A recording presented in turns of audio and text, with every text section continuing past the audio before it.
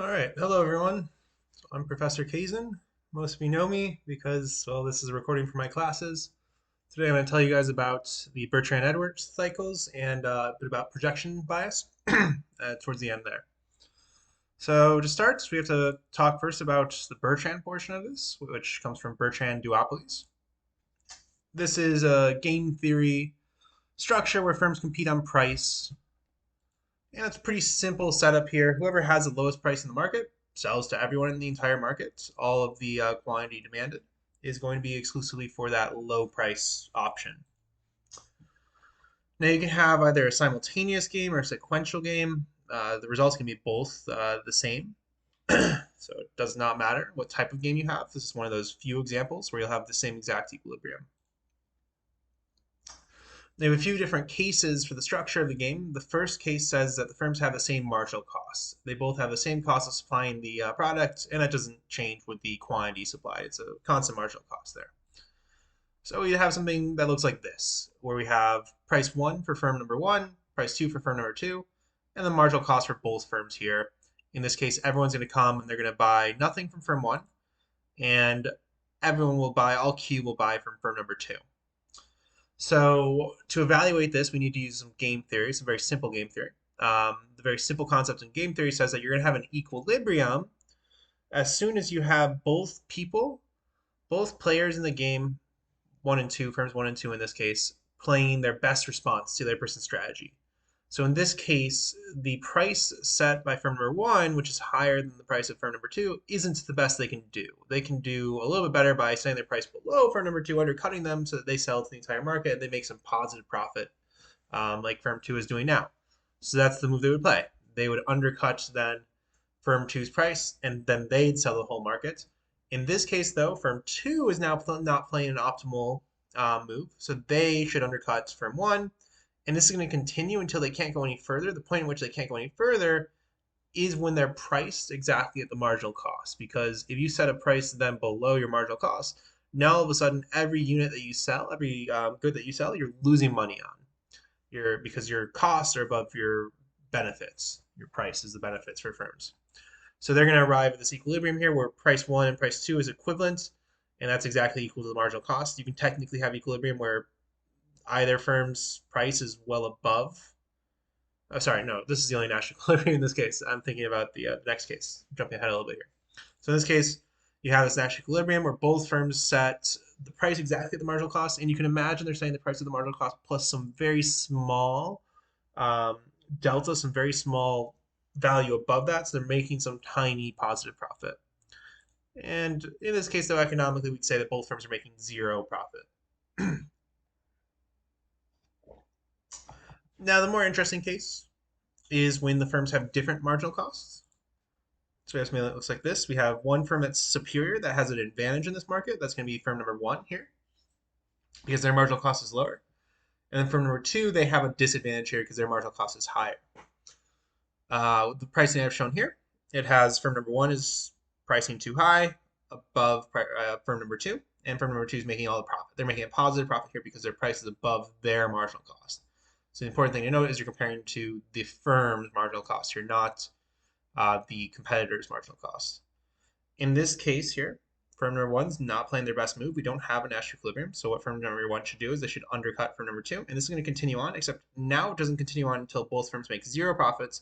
It's going to continue on until firm number one gets down to the marginal cost of firm number two. At this point, firm number one is making a very positive profit because they're not at their marginal cost. They're at the other guy's marginal cost, firm number two. But the best move here, the best response for firm number two is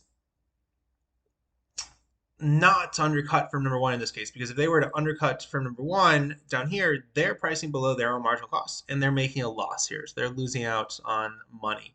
So they can't do that. What they have to do though is price anywhere technically above marginal cost.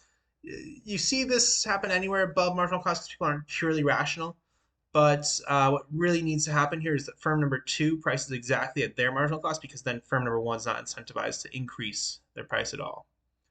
So I have slight embellishments in the national equilibrium here that says, okay, they can do anything. That's because in the case of three different firms, which is the most common case, okay, you can actually have a third party that kind of prices wherever they want. They price very erratically, and you just have two people that are kind of at the same upper person's marginal cost here and can't move any further downward. The reason I don't put the three firms here is it complicates the situation. It makes it so I have to do too many lines in PowerPoint. So you've saved a little bit of my time here by taking this simplified version of it. Anyways, this is the equilibrium you'll get. The firm's price, the marginal cost of the next best competitor, and that's where the market sticks. So this game theory game is pretty easy to understand visually. It's basically just a complicated version of Leapfrog. And well, it turns out what we're going to talk about, Bertrand-Edgeworth cycles, are exactly that game of Leapfrog, just played out in a real market. So what you see in a Bertrand-Edgeworth cycle is that firms repeatedly jump over one another in price, just like in the Bertrand duopoly game that we played out in the previous slides. But when they get to this point here where they're at the lowest firm's marginal cost, they're going to jump up to a high price again. And there's a very important reason why they're going to do that. Number one is that it's a real market. It's not this theoretically perfect market where everyone knows exactly their demand. All buyers buy rationally from the same lowest priced option. You have all these real world constraints that makes this different. But the most important one here is that you have different types of consumers. So these Edgeworth cycles will rely on selling and targeting different portions of the market. Particularly, you're going to have one type of consumer with low elasticity, meaning they're very inelastic, and one with very high elasticity. The inelastic consumer, the one with low elasticity, they won't be very sensitive to price. So the low elasticity consumer, they're going to be willing to pay higher prices than the high elasticity consumers. Both are going to buy from the same exact pool of resources. They're both going to buy the same exact products. Those don't change. It's just that the person with low elasticity, not low inelasticity, but low elasticity, is willing to pay higher prices here. And let me just make this change really quickly here before I put these slides up on the blackboard. All right, sorry about that. Okay. So the one with low elasticity, they're going to be willing to pay the higher prices because they're inelastic. They can't really adjust to prices. This low elasticity, oh my gosh. Low elasticity.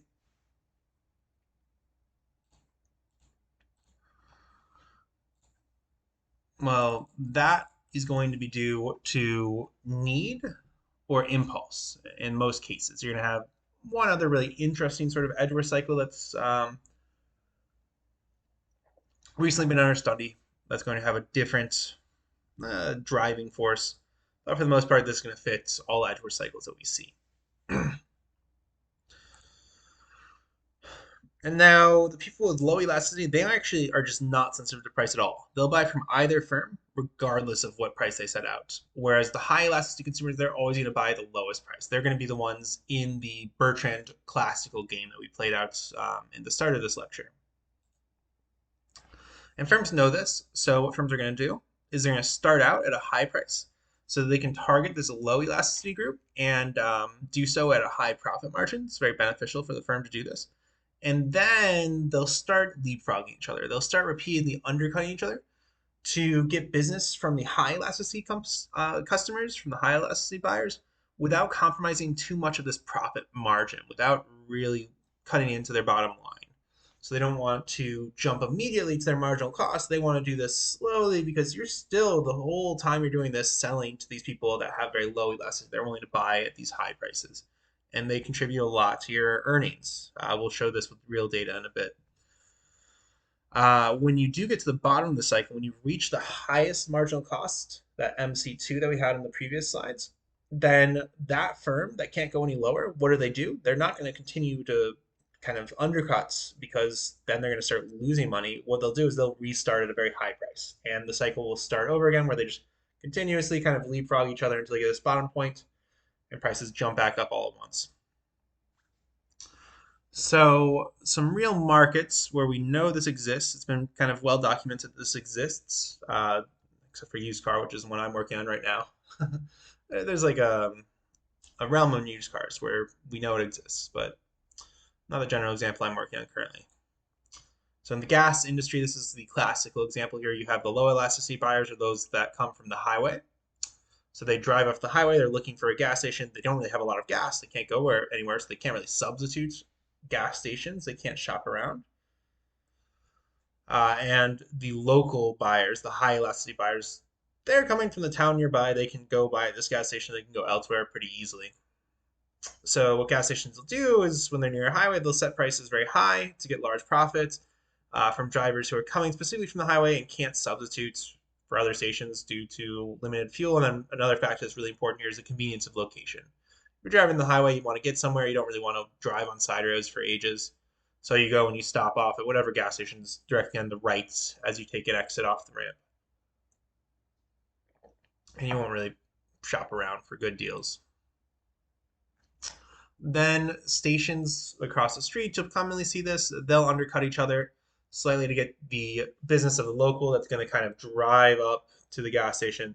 They could say, I can go either side of the road because I'm going to turn around anyways and come back to my house, come back to where the town I came from. So they don't really mind what side of the road these gas stations are on. They'll just say which one's cheaper. I can see both. Okay, I go to the cheaper one. And that's that. So this competition will happen over time, and it happens quite significantly. You'll also see that highway or gas stations near the highway will have much higher prices generally than any other gas station. This is also true of gas stations near the airport because people have to return rental cars, and if you return a rental car to an airport with a very low fuel tank, a fuel tank that's too low, you get a pretty massive surcharge. And if you're returning an airline or a rental car, you're typically going to the airline to catch a flight. So you are in a rush. You can't really shop around. You're going to go to the gas station nearest the airline. Usually these gas stations have like $1 per gallon higher prices at a minimum. It's usually about 25% higher prices. It's quite ridiculous. So this is the Edgeworth cycle that occurs in the gas market. Now in grocery stores, you have kind of two classes of shoppers. I mean, you have multiple classes of shoppers, of course, within a grocery store. You have this category. I'm going to call them the impulse shoppers, but I'll describe them as a second group in a bit here after I get through this first example. And then you have the normal shoppers, the ones that are going to go and take their time and shop for deals. The impulse shoppers, they have either a craving in mind or they're easily swayed by something that looks really tasty, looks really good, that has high salience. So they're not going to be deterred by high prices because they're not really paying attention to those prices. What they're paying attention to is, well, how good does this food look? How much do I want to eat this food right now? And the biggest example of this is, of course, candy at the checkout. The price of candy at a checkout aisle is, I think it's usually about 5 times higher than candy in the actual normal aisles of the store. And the ones that buy this are this kind of consumer here that's not sensitive to price. This has actually been documented by a study by the FDA. So those that are obese exhibit this sort of behavior, were the findings of this article. And normal shoppers, they're going to go and they're going to shop around. They're going to buy what's on sale, what's a good deal. They won't be swayed by these things at the checkout aisle. They'll just look at the normal aisles of the grocery store. So what'll happen is brands, they'll cycle between going on and off sales to target these different kinds of groups. If they go on sale, they have these yellow stickers that draw your attention. The people that are normal shoppers, they'll kind of look around and say, oh, hey, this thing's on sale. Yeah, I can cook with this tonight. That's fine. And they'll cook with that. They'll put it in their cart and move on. Whereas the impulse shoppers, they'll say, oh, this is my favorite brand of cookies. I want this right now. They don't care if it's on sale or off sale. So they'll buy it regardless. Now, there is one other type of group here, and that's those that kind of stick stringently to recipes. So they need exactly one type of ingredient, and they'll buy that regardless of the price of it. So they'll just go and shop. What's in my my basket? What's in my needs for cooking something? Can't think of like beef stroganoff or something like this. And they'll just go buy everything associated with that. I should there's a recipe where I know what they're buying, but I kind of bought or there's this off the top of my head. Okay, so that's the grocery market. You see these sort of common on and off cycles for the sales of products that will create this dichotomy that's actually surprisingly well documented now by the FDA. Now this market here, the used car market, it's new. It's the one I'm kind of researching right now to see if we can demonstrate there's an Edgeworth cycle here.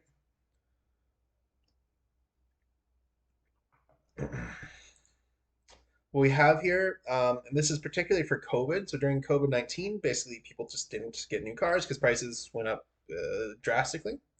So you have the low elasticity buyers, they're the ones with broken down cars, they need to replace them right away. Then you have your high elasticity buyers, they're the ones with normal cars, they can afford to shop around, they can afford to wait for prices to lower. Those with the broken down car, they require an immediate replacement, and well, they don't have a car, so they can't really shop around. They have, by definition, extremely low substitutability. And in general, you'll see that dealers will set prices that they're very high when their lot is near empty. So when their lot has like almost no cars left in it, they're just going to set the prices really high because there's a very low opportunity cost of holding cars in that lot. They don't need to sell it right away. And then they'll slowly over time lower their prices as their lots fill up because they need to make room for new cars. As they start lowering the prices, this is when the high elasticity buyers buy from them. As they set prices high, this is when the low elasticity buyers buy from them. And they know the cycle happens. Now, this market here, this is going to be really integrated with platforms as well as grocery stores, actually. So we'll talk about this here. Platforms, this is like, okay, where do you buy your goods from? Do you go to buy it from Wise? Do you go to buy it from Walmart? Do you go to buy it from Wegmans? Where do you go to buy your food? Where do you go to buy your used cars? Do you go to Carvana? Do you go to cars.com? Do you go to CarMax? Do you go to a dealer specifically that you know? In this case, these different platforms are going to have different prices, and this can be driven by heterogeneous firms. This is a paper that just came out 2 years ago. What it showed is that firms kind of can be exploitive as well as honest. And the exploitive firm, they'll cycle across these different platforms. So they'll flood it with very high priced goods so that when consumers log into that platform, the uninitiated, the ones that aren't aware of the actual price things should be, they will just buy what they see because it seems like a relatively good price with all these high priced options there. So they'll buy from one of those high priced options. And as this trend becomes discovered by the people on the platform, well, these exploitative firms, they'll move on to the next platform. So they'll move to the next place and do this, and you'll see them cycle across many years these platforms for selling these products. Used cars is the one I'm referencing for years. You also have platforms in terms of what grocery store chain you go to shop at. This has been shown that the grocery store chains, they'll play this game of leapfrog directly. This was shown in the UK grocery stores that the firms basically took cues from one another for what should the price of meats was the example that they provided in that paper. So your Sainsbury's, your Waitrose, they would look at one another's prices and they would modify their own prices along this exact scheme as an Edgeworth cycle. They continuously go lower and lower and lower. They follow along. I think it was Sainsbury was the leader. So they'll follow along Sainsbury, and when Sainsbury gets to the low points, then the Waitrose or whatever, they'll set their price really high and start from there. So all these things influence this interesting trend in prices across time. Now, what we're going to do is we're going to explore the used car market particularly. So I'm going to pop off here to my data. I was thinking, do I want to put this in directly or do I want to just kind of copy it in here? What we're going to do is we're going to start with the consumer price index for all urban consumers of used cars and trucks. And we know, of course, during COVID that this spiked off wildly. So this is just a consumer price index. It's not estimated every single month. It's estimated usually quarterly. So what we see is, of course, prices increase during COVID, but we also see these kind of Edgeworth cycles here. I've jumped the gun, actually, because I need to go through production bias first. So sorry for that. Coming back here. Projection bias is the first thing that we cover. Individuals, they generally will assume that trends will continue beyond what is expected, what is rational. So for Edgeworth cycles particularly, this is going to be at the start of the Edgeworth cycle when that price jumps up from the lowest price in the cycle to the highest. Then the individual sellers that exhibit projection bias, they're going to overestimate that this trend is going to continue, prices are going to keep going up, and then they don't want to lose out on money when that trend continues in their mind to increase. So they're going to price too high. They're going to price assuming that this trend, this massive jump in prices continues onward because they don't want to lose money. So they price too high and there's products usually don't sell. They'll have to readjust it over time. This is going to be really impactful in markets where you have many individual sellers because individuals are going to be more biased to these sorts of issues, these sort of psychological impacts than large firms will be. And as a result, in these markets, you're going to see prices trend upwards. And that's what I'm going to show in the used car market. Sorry, I've jumped the gun there.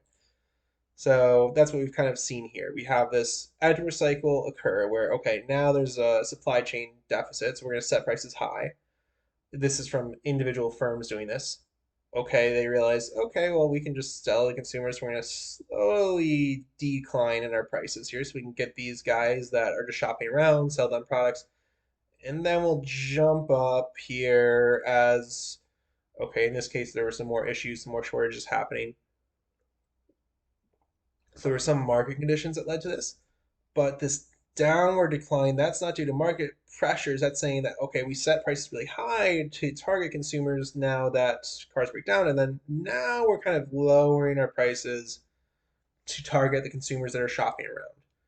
Then we'll restart the cycle, go down, down, down, and we'll continue this onward over time. The reason this is a gradual progression is that you have individual types of firms, individual types of individual brands setting the price high. Not everyone doing it all at once. So I pulled this example here for Ford, Chevrolet, Toyota, and Jeep. And this is just okay. You see Jeep slowly decreasing their prices, and then they get to the bottom here, and they'll jump up in their prices again, and then continue this downward trend. So they all do this at different periods of time. I only really was able to capture Jeep in this case, but you can explore and widen your search here to get all types of different firms. I mean, all different brands kind of doing this jumping behavior where they'll jump up all at once.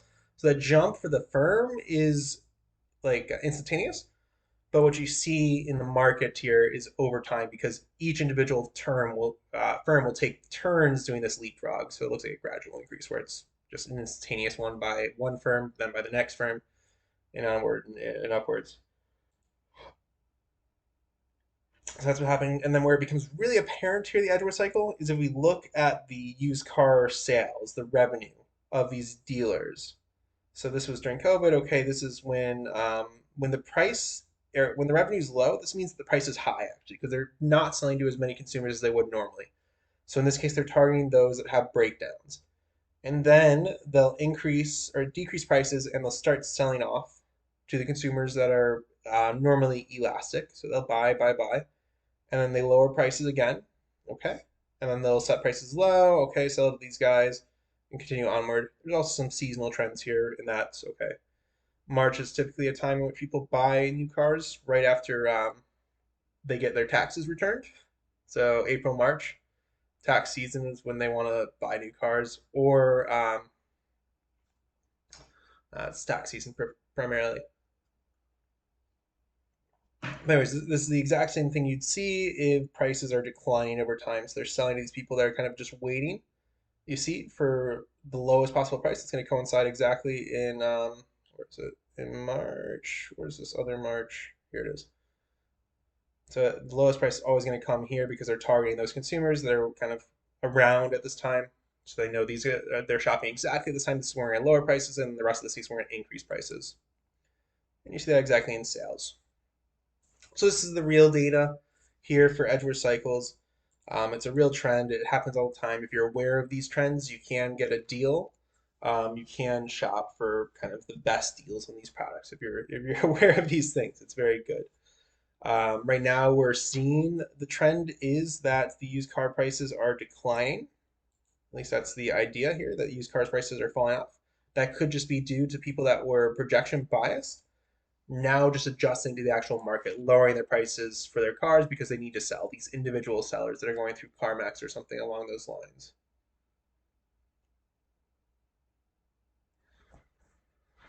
Okay. And that's the lecture. So thanks for listening. Have a good day.